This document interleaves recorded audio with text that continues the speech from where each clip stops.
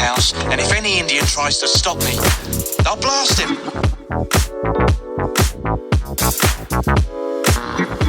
You know, the only thing more pathetic than Indians on TV is Indians watching Indians on TV. Well, I've gotta run to keep from hiding, and I'm bound to keep on riding, and I got one more silver dollar, but I'm not gonna let him catch me, no, not gonna let him catch the Midnight Rider. Woo! Man! What a way to start a freaking episode. What a way to start an episode. What's up, everybody? It's Ian, back again for another episode of Native Film Talk. And if you can't tell, I love the opening, love the episode. Let's just get into it. You open an episode with Allman Brothers, good God. I mean, man, who didn't love that? Who did not love that? I had so much fun even just thinking about doing this episode. Once I saw Kiowa Gordon cruising down the road in his freaking Firebird, I was just like, I need to do that. That looks like so much fun. I paused it halfway through when I had to go do an errand, and I just played freaking Midnight Rider on my phone, and I just was blasting it down the street and in my truck, and I'm just like, fuck, this is good. this is good. Good stuff. So let's just jump right into the episode. Let's do it a little different today. I'll change things up. I'll go over the new faces. I'll go over things here and there. I'll talk about who directed it, but let's just talk about this opening scene. Whew, if you can't tell, my heart rate is still it's still fucking up there. Man, that was fun. Oh man, if my voice wasn't so bad, I would definitely do that more often. So let's talk about this. So this opening scene is fucking amazing with Kiowa Gordon. We get the first sight of Dear Lady. So Kiowa Gordon, as you know, Kiowa Gordon from fucking Twilight, from Lysol and Blood Quantum. I mean, Kiowa Gordon in Indian country doesn't need an introduction because he's legendary. He's one of the Call brothers from Twilight. I loved him in Lysol. I loved him in Blood Quantum as Lysol, and he's going to be playing in the upcoming AMC television series Dark Wind, along with Zahn McClarnon, the Tony Hillerman recreation. So we'll see how that goes, but I'm excited to see him just be in stuff, and hopefully he can peel away from his Twilight days and be known as something else, because I think he's a phenomenal actor. Go ahead. So let's just get right into it. So, Kiowa Gordon's cruising down the road, sees a hot lady on the side of the road. He's like, oh yeah, flips a Yui, pulls up to her. He's like, I guess I'll pick this chick up, see where things go. And she says she's going to Carnegie. And he's like, Carnegie? Is that Apache country? And she's like, no, it's Kiowa. And I'm like, No, it's Kiowa country. I thought that was cute. So then he's like, hop into this chick magnet, and then they go off in his 1970 Pontiac Firebird. From what I can tell, it's a 1970 Pontiac Firebird. Somebody please correct me if that's not right, but I'm pretty sure that's the right year. And then we get the big reveal, which freaked me the fuck out, because up to this point, you have no idea that this is Dear Lady. And she was like, can you be a gentleman and hold this? And then you see her hold the bones. It looks like in Jeepers Creepers 2, what the I don't know what the fuck you call him, the shapeshifter, the Jeepers Creepers guy, throws against the bus and pops their tires. It looks like that. It's a bone weapon, and it's that. When I saw that, I'm just like, yeah, please don't show that again.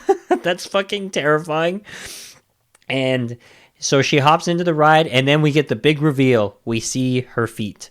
And as I learned from some of my Oklahoma bros, is that's the dead giveaway. Dear Lady's going to be one of the most beautiful people you've ever seen in your life, and she's going to lure you into the woods and kill you. At least that's the lore that from their perspective, that they've been told growing up. So you see her Dear Lady, and you're just like, well, I guess Kiowa Gordon's dead, because she drives off into the freaking down the road over the hill with them. And then we see Big as a little kid there, standing there. He saw this whole fucking thing. And it's not the first time that he encounters Dear Lady. It's part of his origin story as to how he became a light horseman.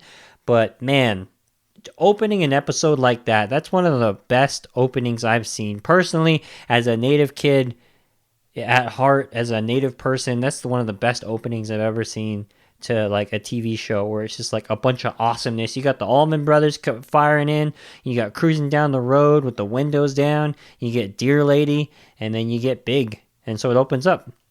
And so let's just talk about some of the quick stuff. This episode is directed by Black Horse Lowe. It's written by Sterling Harjo, and to me, this is like my favorite thing that Sterling Harjo's ever written.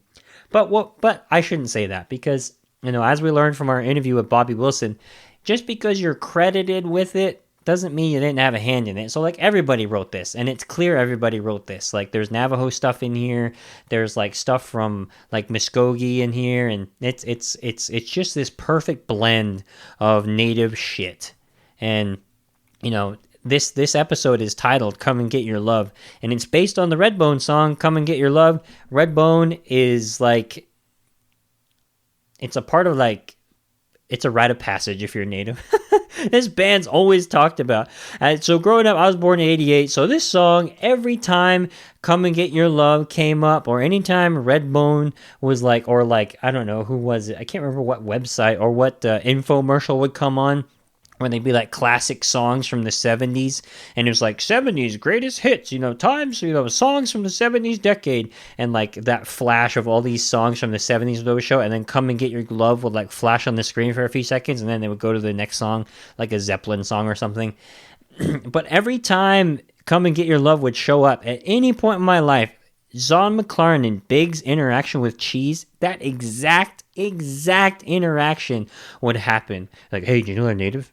Hey, did you know that Redbone's Native? Hey, this is the first Native American rock band, bro. Shit, man, it's part of your culture. You got to know what this song is. And what, you never heard Redbone? You never heard Come and Get Your Love? And then they would go dig into their tape decks, or go dig into their CDs, or go dig into their vinyls and freaking play that song for you, because there was so much passion around Redbone, because it's like, because of the lack of representation, because our shit wasn't anywhere, because natives had to like claw and fight for anything to like be close enough, Redbone was close enough. And what's funny too is my whole life I've asked people like, so what tribe are they from? Nobody had no idea. They were just like, they got long hair on stage, they're wearing chokers, they're clearly native, because of, based on some of their songs that they've written. They write about Wounded Knee in some of their songs, so it's like clear that these people are native. You just had no idea. So finally talk about it. The main members of Redbone are Pat and Lolly Vasquez Vegas, but mostly they go by Pat and Lolly Vegas, and they're Yaqui, Shoshone, and Mexican, and they're legendary in the industry. They influence so many people. I listened to a YouTube video that had Pat Vegas. I believe he's the only one that's still alive out of the Vegas brothers, and they did like an 80th birthday tribute, and so they have like these random celebrities just kind of like call in and be like, hey, happy birthday, old man, kind of thing, and you were such an influence on me. They had like Taboo, they had Baby Bash, basically like every famous Native and Mexican performer ever that's like here relevant today. Like they were all influenced by Redbone. It wasn't just natives. I mean, it was really just like central, because he is Yaqui, and that's more like Mexico, southern Arizona territory, which is still native, and then Shoshone obviously. And so Come and Get Your Love came out in 1974, and it hit the top 5 in the Billboard Top 100. So this is like a song that everybody knows about, and every native I knew was happy to tell me about it. It didn't matter who they were, how well they knew me. If that song came on, it was like, I need to impart my wisdom onto the next generation.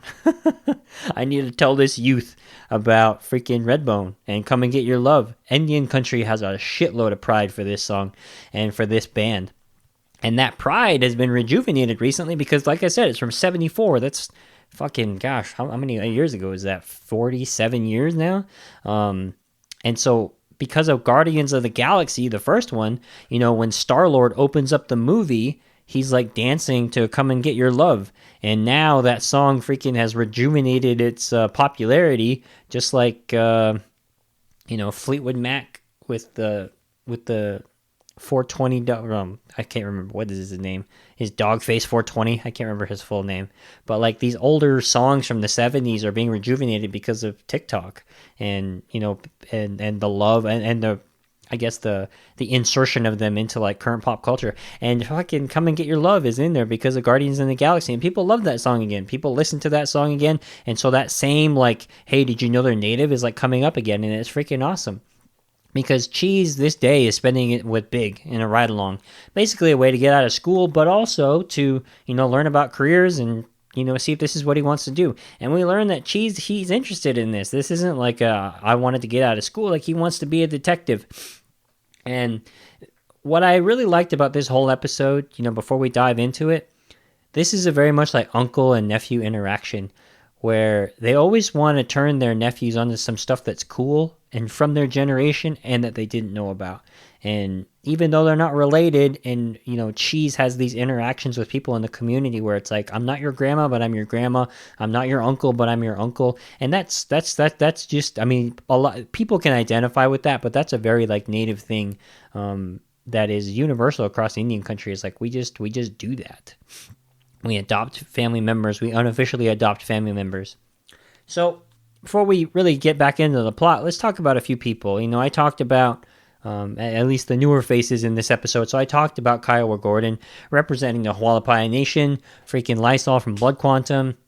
Shout out to him. He's like the biggest celebrity Phoenix Suns fan, and I love seeing his story, especially with our sons, like doing so well. Shout out to Kiowa. And then next is the person who plays Deer Lady, who is Gunya Deo. Oh my god, I fucked that up. Gunya Deo Horn, who plays the amazing Deer Lady. She's Mohawk. My buddy Dwight I asked him, like, can you pronounce this for me, please? Because I'm screwing up. Like, Devery Jacobs, I still can't get her first name right. And Gunya Deo Horn, who plays Deer Lady, like, good God. She's Mohawk from Ottawa. She's featured in, like, Letterkenny, which is, like, her biggest, most prominent role. She plays Tanis. I don't know. I haven't seen that show yet. I want to watch that show, but she has a prominent role in that. She's in Hemlock Grove, the TV show. She's in a movie called Mohawk from 2017. That one looks awesome. I need to go watch that for sure. She does so well in this. She is a great character in this role. And once again, just killing it. Casting natives for all these roles. Like Kiowa Gordon. Who would have thought Kiowa Gordon? Gary Farmer. And then now the next man that's in this episode needs no introduction, but Wes fucking Studi. This Cherokee, Academy Award winning, tough as Pawnee, Magua, Geronimo, Etukon, the Sphinx, Sagat, and overall badass Wes Studi. I mean, this guy's been all over the place. If you're native, I shouldn't say if you're native, if you've watched anything, like this is, let's say non-natives, this is probably one of the most like prominent non-natives that you can rattle off on your head. Gary Farmer and Wes Studi are probably like the two biggest ones that you're like, oh, okay. And maybe Zon McLaren now because of his work in Fargo, but my goodness, the Wes Studi's been in Avatar, Heat, Last of the Mohicans, Mystery Men, Dances with Wolves, Street Fighter, Hostels, Powwow Highway, so many more memorable roles. And he plays this eccentric artist married to a white woman. His character name is Bucky, and it's just freaking awesome. So now that we've introduced the new people to this episode, let's get back into the story. So Cheese is on this ride along with Big, and we get inside to Big's basically tribal police car where it's busted, radio isn't mounted anymore, his siren doesn't work, he's got to use the phone held up to an intercom of the car, just like a res tribal police car. And what's great is first interaction, we get introduction to the first Redbone reference because he names his car Redbone 1. And he's like, yeah, when I get a new ride, I'm going to name the next one Redbone 2. And that's when Cheese is like, I have no idea what Redbone is. And the schooling begins here because it was before your time, all Indian bands, only tape by play. And of course his tape deck doesn't work. He just sings it a cappella to Cheese. He tries to be like, hail, hail, what's the matter with you? He looks at him like, come on, these fucking words? Come on, sing it. He tries to sing the chorus a few more times. Cheese, his poor generation is yet to be graced with this music. So he's just like, ah! But man, it's part of the. I like that they demonstrate this love for Redbone and come and get your love for Indians because man, it's real. Find me a native who doesn't like Redbone, and you'll have found a pretendian. I guess it's the best way to say it. Don't need any DNA tests. Just ask them, hey, do you like Redbone? So what's cool is at the end of this episode is we see that this finally pay off when the tape deck finally works. But, we're not going to get there yet. Cheese hasn't heard the song, and he's, at this point, he's just like, Jesus Christ, boy, you should know it. Part of your culture. Old snagging song. You know what it is? Know what that is? And she's like, I don't know what snagging is. He's like, oh, it's okay. We'll teach you. And if you don't know what snagging is, ResDog's Instagram page, they've created some infographics for a few definitions that are commonplace in Indian country that, like snagging, that like shit ass, that necessarily might not be commonplace in other places. So they define snagging as hooking up with someone in an intimate manner. So, I wasn't real familiar with snagging, the term on my res, because we just, in my town, that's not something that we called it. But, you get around other natives and you learn real quick what snagging is. You hear about powwow stories, powwow jokes. That's usually, especially when snagging gets brought around.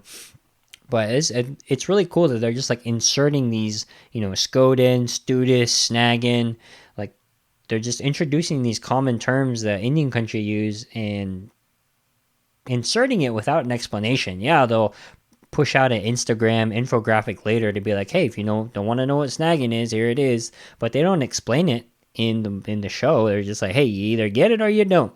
You either get the owl blurred out eyes or you don't.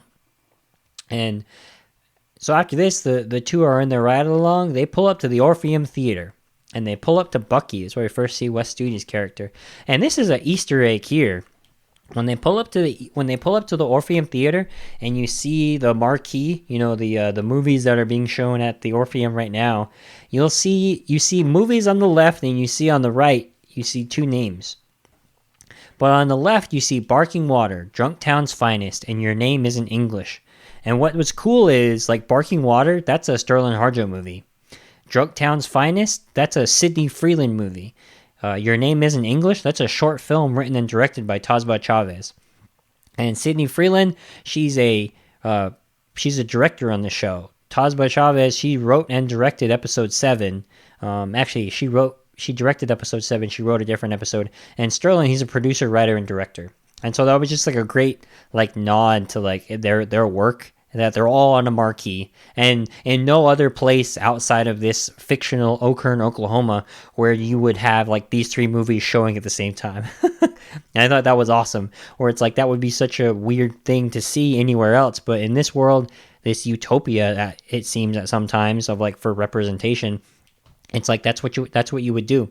And the other two names on the right, I was a little puzzled by, because it's Monty Hillman and Warren Oates double feature. Specifically, it's what it says. So those two alone, setting those two names apart, they're very big names in the industry. In the Westerns, they have long careers in the industry, but they have one film where they're listed together. And I don't know if that's what they're referring to, but it's this strange movie called The Shooting. It's 1966. I don't know if they're referring to this low-budget movie without calling it The Shooting, and they just pointed out Monty Hellman and Warren Oates. But it's this weird Warren Oates, Millie Perkins, Jack Nicholson film that's directed by Monty Hillman. I've never heard of an acid western before. Acid western. But this seems like my kind of shit, where it's a very different kind of western that came out in the 60s, 70s, where it was just the westerns are played out. Let's do something very different, where it's this radical kind of style of western. And I watched parts of The Shooting. And Jesus Christ, this is a weird film. But I loved it because it's a different kind of Western. It's still a Western, and it's it's hard for me to believe that this movie was shot in 1966. When I was watching this, I saw so many styles that I felt so many directing styles and angles and shots. And I'm just this is way different. This feels like it's from the 80s or 90s. This doesn't feel like it's from the 60s. And, that's kind of an art house film in a way. And so I could see why that would be up there, because it's a strange film. And it ends in such a weird way. I don't want to give it away, but it doesn't make sense, basically. So anyway, let's jump back into it. So if you want to check it out, The Shooting, directed in 1966, it's on YouTube if you're interested in watching it. But no natives in it, but it's just a different watch. So they approach Bucky. That's where we see Wes Studi. And Wes Studi's character in this, I feel is playing closest to his actual personality. If you've ever seen any interviews with Wes, he's a little eccentric, but he's an actor. He's just different. And I feel this character he's playing here, he's playing himself. And I think for some people, they're man, Wes has lost a lot of hair. It's homie, he's been losing hair forever. And this is the first time I've seen Wes Studi just be Wes Studi. Like, there's no wig. Hostels, he had a wig on. You know, every movie you've ever seen him in, he's had some kind of elaborate hairstyle, mostly, unless he's playing like a government agent. Basically, that's the only time we ever see him wear his natural hair. Other than that, if he's playing a native, he has some kind of getup on. In Mystery Men, he had a hat over, you know, basically a garb over his head, so you couldn't see his hair. But you think of all of his other roles, it's like he's always had braids, he's always had long hair, and it's just like, why? We don't dress like that all the time. Some people look like that, but it's like, this is an accurate representation of what we look like today, just walking around in denim, wearing a band t-shirt. And yeah, and Bucky then is like sleeping on a bench because he's fighting with his wife, and he's not just being a drunken Indian, which normally you come up on an Indian sleeping on a bench in any other setting and you're like, oh, get the fuck out of here, man, like, oh, you know, get out of here, drunk Indian. But it's like, no, he's just like, hey, I'm fighting with my wife, you know, oh, me and Bethany live up the way a bit, you know, she's mad at me, I think. And Bucky's like, what'd you do this time, Bucky? And this is a joke that pays off so well for Indians. I don't know how it pays off for everyone else, because Bucky just shrugs his shoulders and he's like, you know, I mean, she's a white woman. At this point, Cheese has been listening and not sure what's going on because Bucky and Big clearly know each other and he has no idea who they are. But all three of them, when he says that, oh, you know, she's a white woman, everybody starts laughing. As the kids would say, if you know, you know. So I'll just get to the next part. So Bucky says he's like reading this like string theory book and it's missing now that he woke up. And at this point you're like, Bucky, you're full of shit. You're not reading a book on string theory. And they bounce. And Cheese is such a good soul. Every time Cheese introduces himself to somebody new in this show, he's like, hi, my name is Cheese. My pronouns are he, him, his. And what I really enjoy about this quick interaction is Bucky doesn't make fun of him. Bucky doesn't make it weird. Bucky doesn't give him shit for like, oh, that liberal shit. He just like, same as mine. And some elders just get it. Like, it just makes sense to them. But they don't get it at the same time. Like, their defaults are not grounded in a way that's like, what is that shit? And they're just like, oh, okay, me too. You know, that's different, but okay, cool, me too. And then as Bucky's leaving, we see O'Kern police show up. And what's cool about this is I have yet to see what this town is called. Maybe it was dropped and I missed it, but this is the first time we see O'Kern like given the town name. O'Kern police show up, and so we see tribal police and we see O'Kern police there, and it's a fictional name. Like, O'Kern, Oklahoma doesn't exist. It's a fictional name that Sterling has used in some of his previous films, and so it's a recycled name for him, but it's new to us, and I think that's great. This is this fictional utopia of native representation. They give shit about his beat up tribal police cruiser, tell Cheese not to listen to him. I was like, fuck, Big, you still rolling around this grandma car? You think all that casino money rolling in will get you a better fucking cruiser?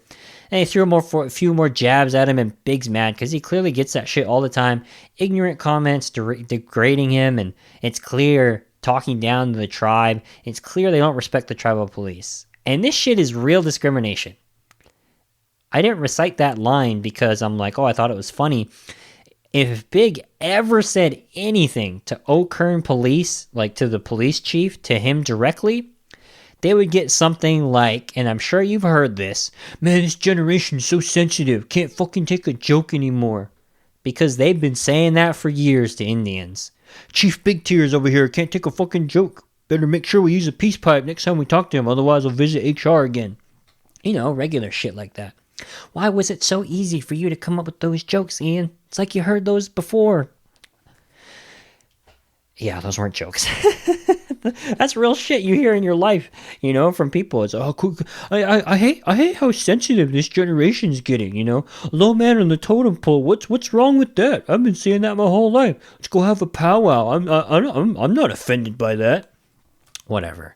You know, so like Big clearly is like dealing with these kind of detectives, or rather policemen, his entire life or entire career being a native policeman. And this is where he starts to insert himself into Cheese's life, and he's like, you know, you want to be a detective?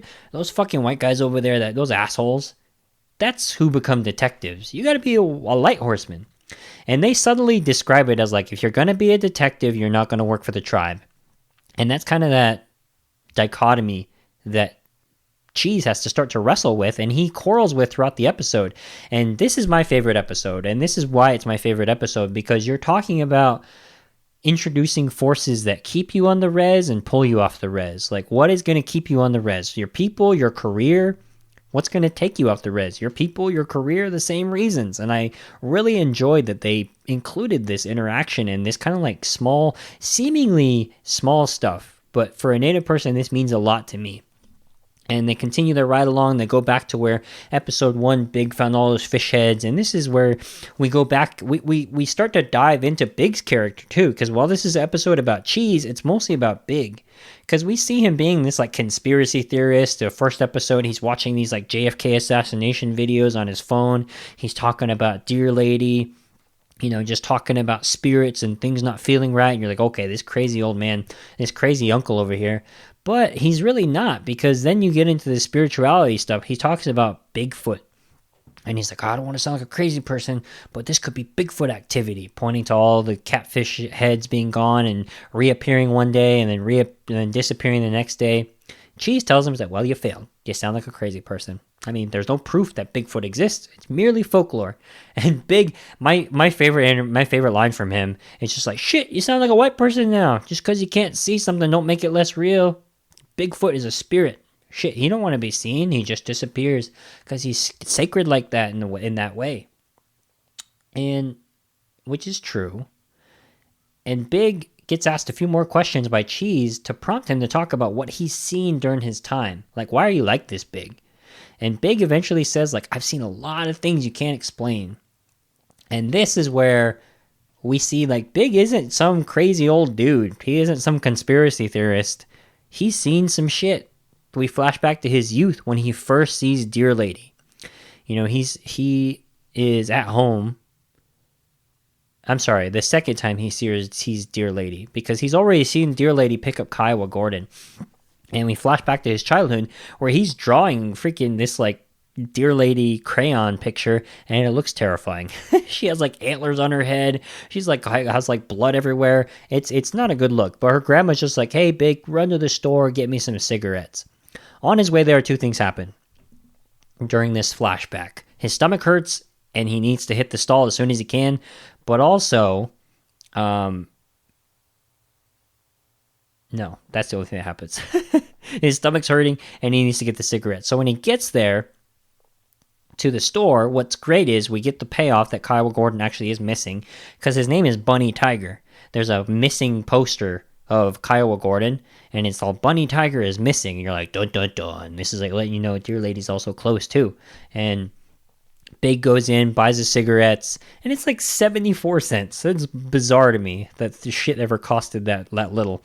So like 74 cents, he uses the leftovers. I miss having like the ability to buy shit with leftovers, leftover change. But he had like leftover change to play with, and he's like, I gotta run to the bathroom now. I'll get my candy afterwards. And then runs to the bathroom.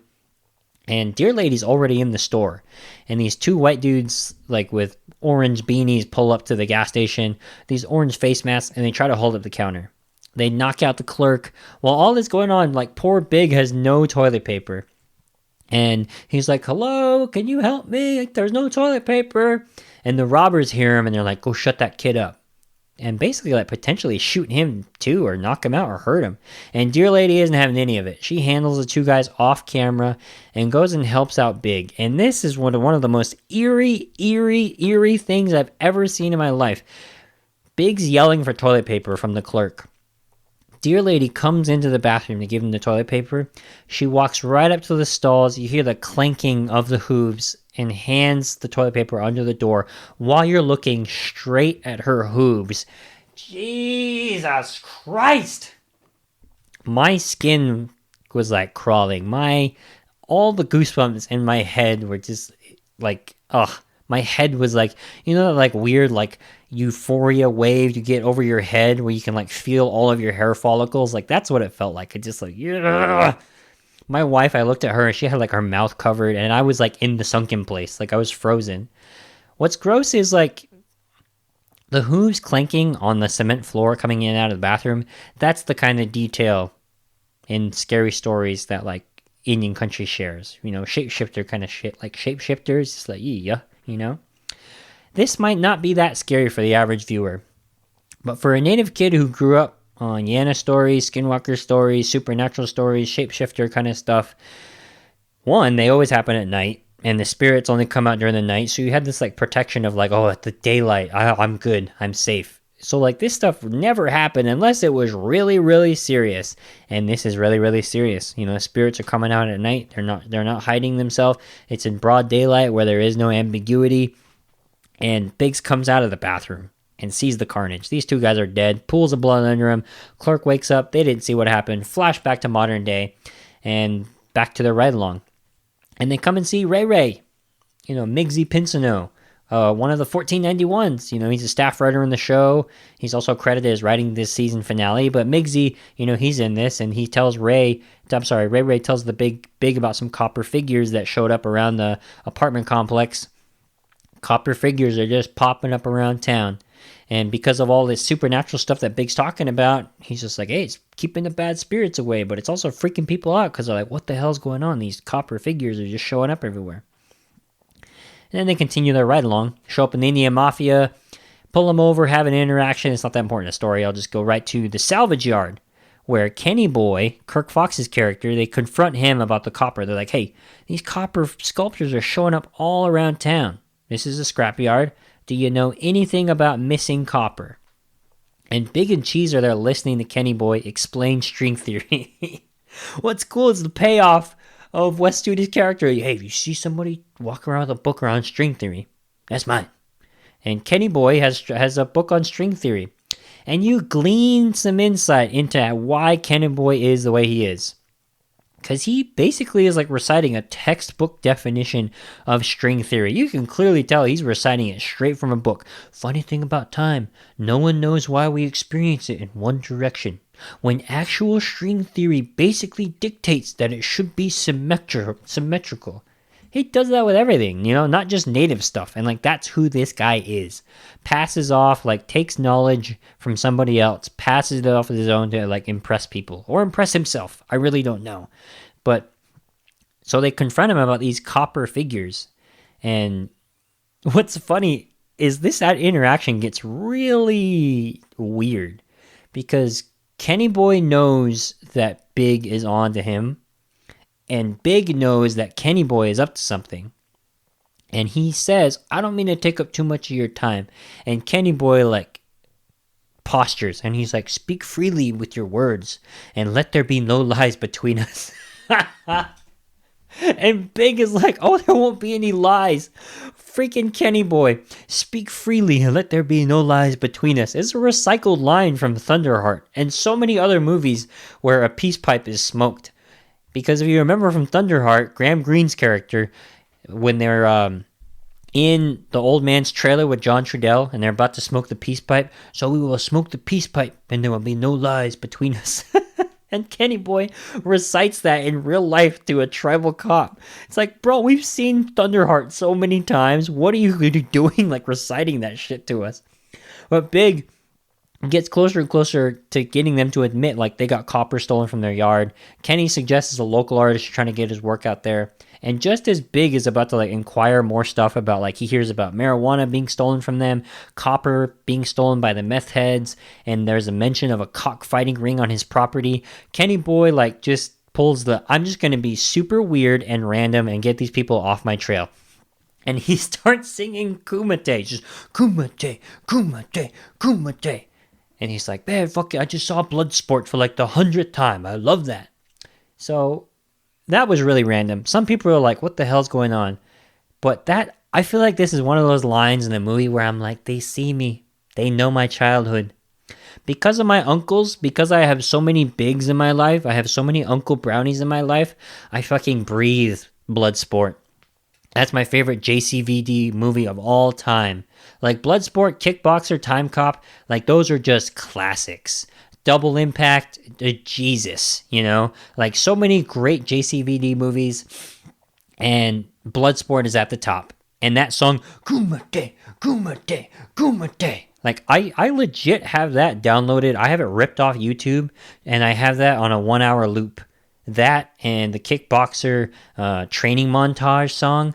Like, I have those two playing on a loop, and I go run to that shit because it's like, you know, along with like Karate Kids, You're the Best Around, and Rocky montage, like from Rocky 4, War. Like, I have so many of these songs all smashed together because like that's what we grew up around because of our uncles. And I love that they just included that, him randomly singing that to like get him off their trail. That was kind of a weird insight into my childhood, but yeah, that Kumite random like singing was awesome. And just before they leave, they're like, all right, this guy's fucking weird. He's clearly not going to cooperate. And they walk out, and Kenny Boy just tells them, walk in beauty, friends, as they leave. Who the hell is Kenny Boy? Walk in beauty is a Navajo thing, like a super, super Navajo thing, like a really Navajo thing. Like, who is this Santa Fe Indian Kenny Boy? You know, like Hokahay in earlier episodes, Walk in Beauty. I love the writing on this show. He's wearing that choker this entire time. I don't know what is happening, but Kenny Boy is like, if you don't get Kenny Boy, like, you're probably a Kenny Boy. I mean, that's the best way I can say it. Like, Kenny Boy is a real person. He's based on real people. I know people who do that to me, where it's like, I meet non-native people and I'm like, oh yeah, I'm Navajo. Oh, so you're Dene? No. I told you Navajo. Don't come at me with that, oh, you're Dene energy. You don't know what that means. I just met you. Where they try to like take snippets of a culture and language that they heard of and like pass it off as like almost like social currency of like, look how much I know about Indians. It's really weird. And that seems to be Kenny Boy's whole mantra. Like the whole life is just like taking snippets and passing it off as his own. So they leave, and they leave the salvage yard, and then they come across Bucky driving a stolen truck that was called in earlier in the episode. And, you know, he's like, what the hell are you doing, Bucky? You know, you're driving a truck around. And it's like, he clearly has all that stolen copper that everyone's talking about. And he confesses to the copper sculptures. And he owns up to leaving those all around town. And he's like wearing this funny, I don't know, copper tiara that he like made himself. And he's like, you know, me and my wife, we wanted to leave these things around. It fights off diseases like cholera. All the old Indians used to wear it back in the day because it warded off disease and bad spirits. And there's this feeling this whole time is like, there's stuff happening. There's bad spirits. There's like bad energy in the town. And so he's doing it, one, because he's like trying to get his art out there, just like how Kenny Boy suggested. But what I really enjoy about this is like copper sculptures showing up around town. Any other town would be like, this artist is trying to like leave his stuff around town. Who the hell is leaving all these copper sculptures around? Indians, natives, first thing we think is like witchcraft. First thing we think is like bad spirits. Before we think logically, like the regular everyday person would think like, oh, it's just an artist like leaving his stuff around. And Big just laughs everything off, and he's just like, Bucky, you can't be borrowing trucks from people. You can't be leaving copper sculpture. You're freaking people out, man. Like, just go return all your stuff. You know, I never saw you. Get the hell out of here, man. And Cheese is like, you could have arrested him. Why didn't you arrest Bucky? He stole a vehicle. He's vandalizing. He's leaving shit around town. He stole that copper from meth heads who stole it from the salvage yard. And this is like a great line from Big, because he's like, cause I'm after bad guys. And Bucky's a good one. He's like, how can you tell who's good or bad? He's like, you gotta do detective work, son. And that's where Cheese like gets the gears turning. You see him say like, well, maybe a light horseman is pretty cool. Maybe I don't need to be a detective to be a detective. You know, he's like, I like your job. You know, it's a crazy job. And no 2 days are the same. And Big's all puffed up and decides to tell Cheese why he became a light horseman. And this is the last flashback to his childhood. We go back to his youth where he's at a funeral, sitting in a chair next to the grave. And it appears to be his grandmother's grave. Even though it's not explicitly said, like, here lies your grandma. I mean, he's sitting closest to the front. So, you know, front row is like normally immediate family. He's the only one still sitting there. Everybody had already walked off. So it's very clear like he's mourning over somebody very close. And Dear Lady is sitting right behind him. And that's kind of like what gives it away, because she's like, hey. And hey, kid. And he turns around. He's freaked the hell out because he's seen Dear Lady twice now. He doesn't know what Dear Lady's about. All he knows is she kills people. And Dear Lady tells him, it's okay, I was a friend of your grandmother's. Because she says was, that's where I surmise that, it's her grandma, his grandma that's in the grave. She says we were kids together. Mind you, Dear Lady looks like she's in her 30s. She looks young, she's beautiful. The spirits work in mysterious ways. Who knows what this lady's story is, but she definitely knew Big's grandma. And Dear Lady's the same age as Big's grandma. You're just like, yikes, this is not a person. This is not a persona. This is like a spirit. And Big assumes, Dear Lady asks Big, do you know who I am and do you know what she does? And Big assumes that Big's like, you're Dear Lady and you kill boys. And I'm going to recite this whole thing because this is important. And Dear Lady says, wrong. I kill bad men. But you're not bad. You're good. So you ain't got nothing to worry about. Just stay that way. You're going to want to give up. You're going to want to start drinking, become a shit ass, have a bunch of kids all over the place and never see him again, like your dad. But just don't do that. You think about your grandmother. You imagine her with you every single step of the way. You do that and you'll be all right. So I guess what I'm saying is be good. Fight evil. You do that and you'll never have to see me again. They acknowledge each other. She takes off to go to her next victim. Hops into another man's car, presumably to kill him, and takes off. And we flash back to Cheese, and Cheese just heard that story, and he says, wow, that's kind of like Batman's origin story in a way. Cheese is like, totally doesn't get it like the older generation. But what I really like is this isn't news to Cheese. Like talking about Dear Lady, I think told by non-natives, they'd be like, oh, Dear Lady, oh my God. And you hear about Dear Lady so much. You hear so many Dear Lady stories growing up that after a certain point, it's just like commonplace. Hearing people's interactions with spirits, hearing people's interactions with these kind of stuff, these like deities and spirits and shapeshifters, it becomes commonplace after a while when it's not in just like the context of being a scary story. And, you actually learn that Dear Lady's not all that bad, at least in this reality, But it just shows how real some of that stuff is. That it's not like, oh God, you saw Dear Lady? Like it's fucking UFO. It's not like that in our communities.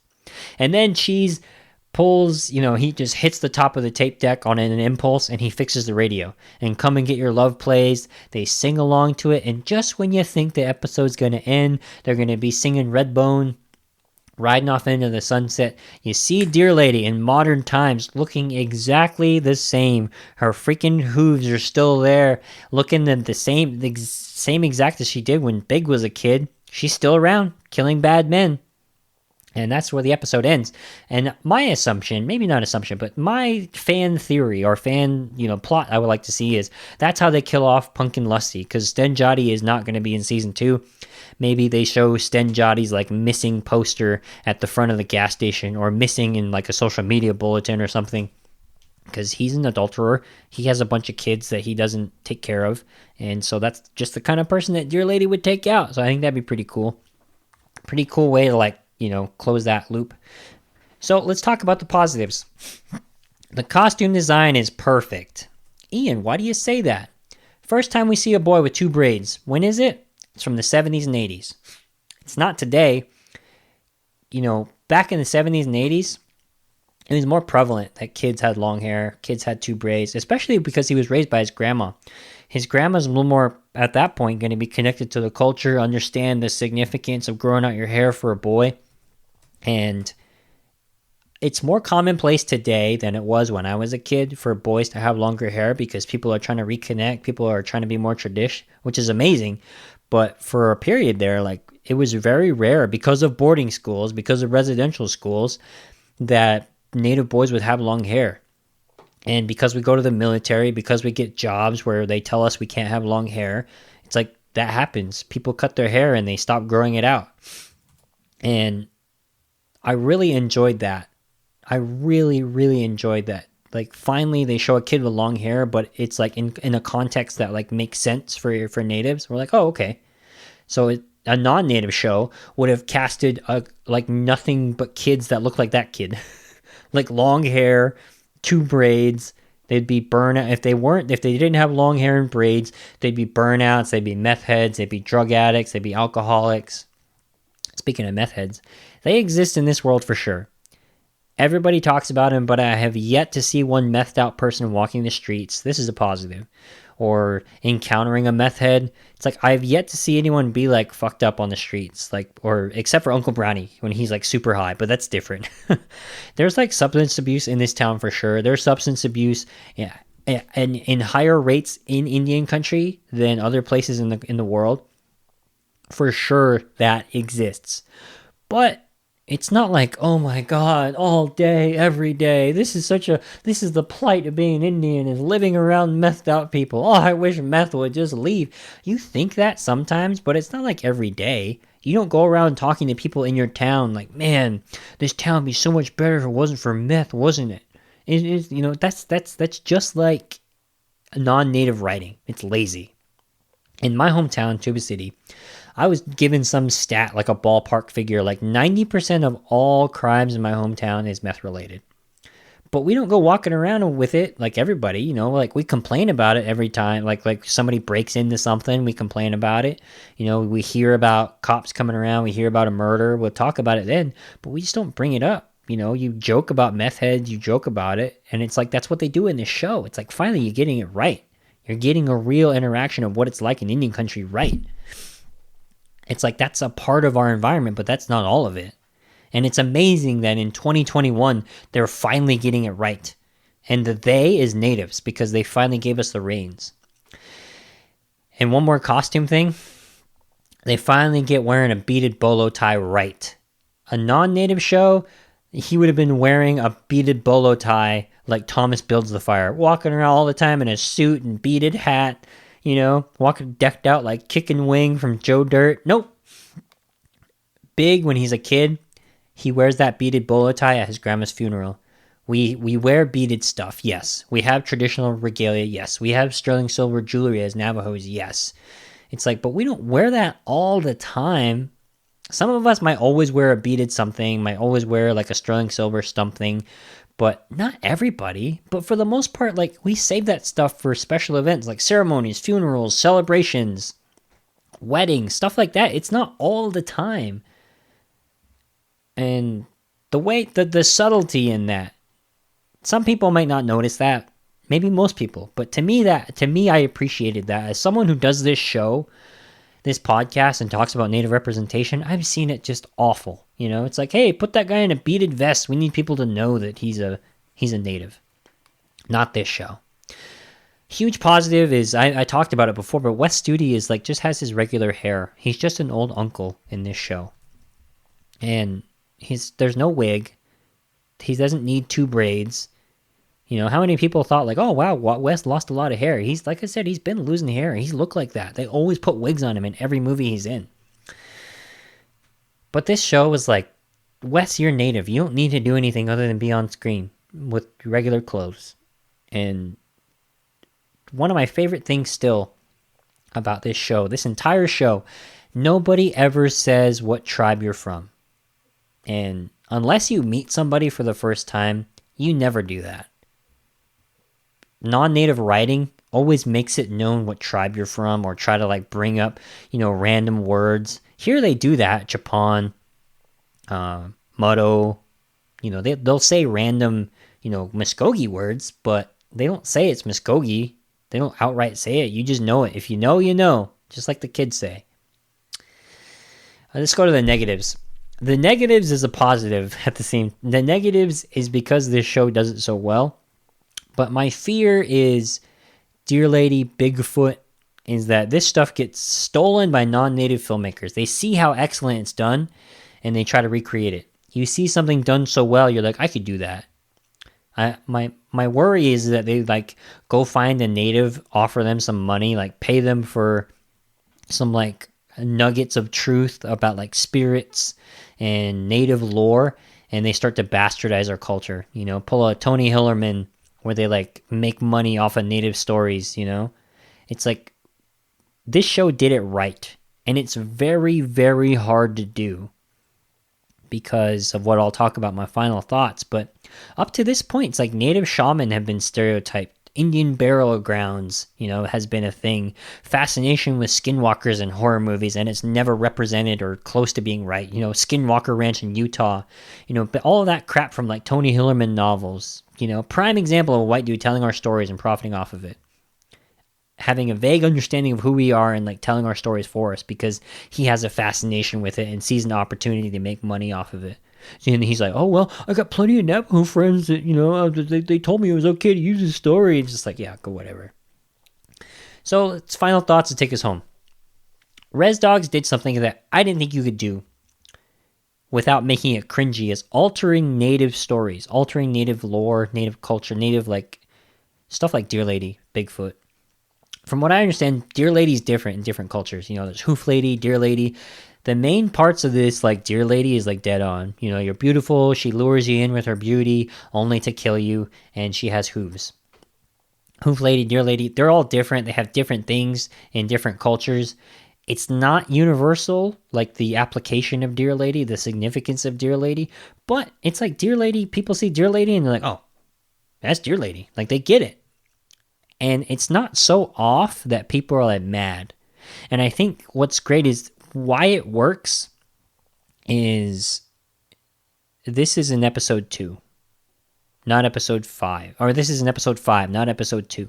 Like this show has a track history of getting it right, but also like we trust the show now. And I feel like in episode 2 this might have felt out of place, but at this point it's like, okay, you've built up the suspense of who Deer Lady is. You've kind of alluded to what she's doing, why she's coming around, and then boom, you bring her on. I really enjoyed the writing, how they brought Deer Lady in, how they presented Deer Lady, and also how they altered her, because Deer Lady is not just a bad spirit, because normally like it's like bad spirits, you only do bad things, but she's also like doling out life advice, looking out for Big, saying like, hey, basically I'm a messenger from your grandma, be good. I know your grandma's not here anymore, but I knew your grandma, and here's some life advice to set you on the right path. Here's what your grandma would have wanted you to say. Here's what your ancestors want you to do. Be good, fight evil, and you'll never see me again if you do those things. And I just really like that amalgam of different things. Like it works. The payoff it's beautiful. Because the root of it is native writers, native storytellers. They know what to keep and what not to keep while still telling a story that 1, works, but 2, won't piss off Indians because it's wrong. And I have a huge fear of like sharing cultural stuff like this, because it's like, how do you overshare? How do you share and not overshare? How do you share to inform people, give them context, but at the same time, like not misrepresent yourself potentially, but also like give them too much information where they turn into Kenny Boy. So it's like really weird. It's this weird like line you have to toe. And Res Dogs does it beautifully. Beautifully. And this is my last thing before I go. Cheese gets his own episode. With episode 4 was Bear and Rita's episode. This episode was Big and Cheese's episode. I really love this. Like Cheese, I just have such a place in my heart for Cheese. He's a shy kid who he's that friend in your group who you make sure like nobody picks on him. Like everybody can get picked on except for Cheese. It's like, hey, you crossed the line. Just because he has such a big heart. Like he reminds me so much of my brother Ethan. Like you never want anything bad to happen to that guy. Like you want the best things. You want better things for him than you want for yourself. Like Cheese is just that kind of person where you're just like, God, that's such a good kid. And what I really enjoyed is he's not just a good kid. You see that he's not going to go to Cali long term. Like the group wants to go to California. He's just going along to go with his friends. He's such a nice person, he can't say no to his friends. He wants to be a detective. He clearly wants to be in the town. He learns how to support his own people, or a better way to support his people, by potentially becoming a light horseman like Big. And they set it up to be a detective, like he wants to set out to be a detective. And then he learns more about his culture, more about his people. And basically it's like, do you want to be in the white man's world, or do you want to work for your people? And at the very end, you get the feeling like the homie's going to be a light horseman someday. He's not going to be a detective. He wants to follow Big's footsteps. potentially get a cruiser that is like in a better condition than Big. But I really like this episode because the next one is Willie Jacks, and that's a special place for me. I didn't hunt until I was an adult, but this like fishing, I grew up fishing my entire life, and so there's like commonalities between, you know, just being an outdoorsman, the fishing and hunting, getting up by crack of dawn to go get out. And so I really enjoyed this next episode, but really giving all of these characters their own episode is like so special to me. Because like you see by the end of it, you know, spoiler alert, if you haven't got to the end of the show, you know, you see who stays and who goes. And it makes sense why. And she's giving motivation, like it shows how unique Indian country is, like all of our experiences.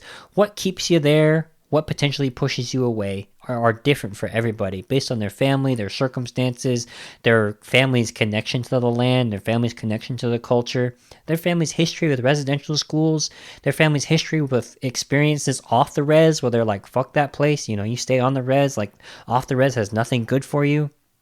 So I really enjoy that Res Dogs is like, yeah, it's a comedy at times and it makes a lot of jokes, but this is some of the most like substantive writing I've ever seen for Native people. And it just makes me so happy that my son is like, well, one, he's going to view this show as like super old, like, Dad, that old show, Reservation Dogs. But like, this is going to make things so much better for the future. And this is like, we're going to look back at this show of like, man, remember when he used to think like that was amazing? And someday I get so excited about what could be, you know, with horror films, with suspense films, you know, somebody doing Dear Lady right, somebody doing Skinwalkers right, but in a way that is just like this, where it's like perfect. All right, everybody, that's all I had. I promise I won't sing for a while on the podcast. And all right, everybody, I'll have episode 6 coming at you later. Talk to you later.